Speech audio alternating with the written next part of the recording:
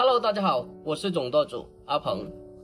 夏天的天气实在是太热了，今天我们来分享一个广东的传统甜品番薯糖水。还记得小时候奶奶经常在夏天煲这一款糖水，太怀念了。今天我把我奶奶几十年的做法分享出来，喜欢的赶紧收藏起来，改天试一下吧。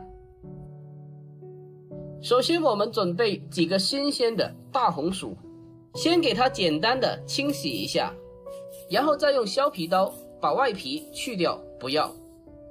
市面上的番薯有很多种，有白心的、紫心的，还有黄心的，哪一种番薯才更加的适合煮糖水呢？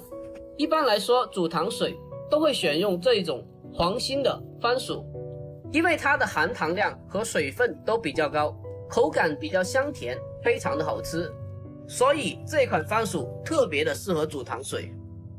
将番薯去掉外皮之后，再将它改刀切成滚刀块。把番薯全部切好之后，先给它装进碗中备用。接下来准备一块老姜，将它削去外皮以后，再改刀切成薄片。切好以后装进碗中备用。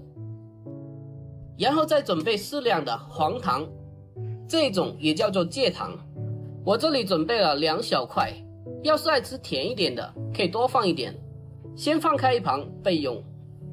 接下来准备一个大砂锅，煮糖水的话一般最好是用砂锅来煮。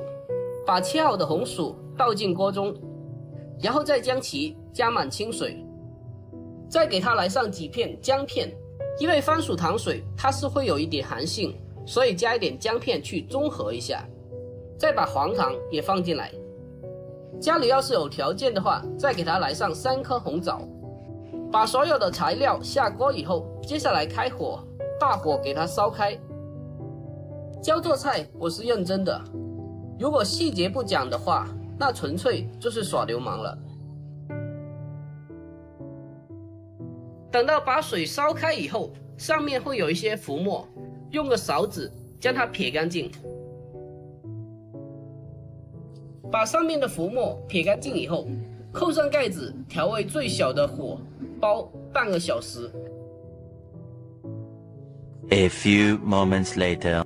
好了，半个小时已经过去了，把盖子打开，我们来看一下。用筷子把番薯夹起来，给它轻轻的一夹，很容易就烂掉了，那就可以了。这就代表煲制的时间已经足够了。亲爱的朋友们，视频都看到这里了，如果我的视频对您有帮助的话，那就伸出您发财的小手，给小老弟点个赞呗。您的每一个点赞和留言都是我前进的动力，在这里真心感谢您了。